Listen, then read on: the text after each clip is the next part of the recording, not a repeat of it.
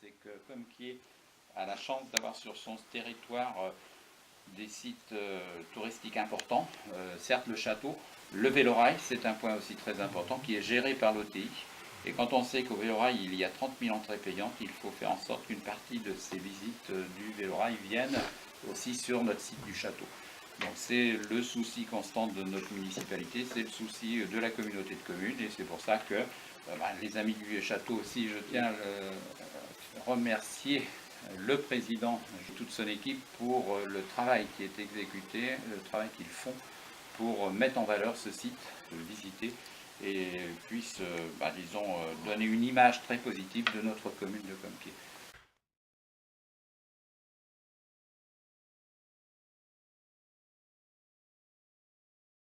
C'est avec plaisir que je vous annonce que les visites vont reprendre au château.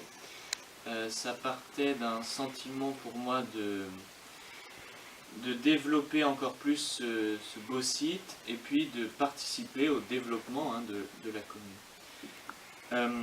Ce projet-là, il tient sur le bénévolat, c'est très important. J'en suis fortement attaché. Les amis du château, nous, on travaille sur le site. On fait un travail assez fort tout au long de l'année. On entretient notre patrimoine commun.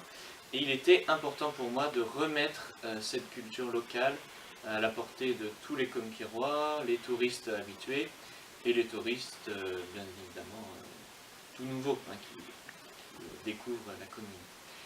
Donc, également, je voulais, pour mettre en place ces visites-là, je voulais la gratuité pour justement qu'il y ait un apport de culture à l'ensemble des Compiègnois et autres.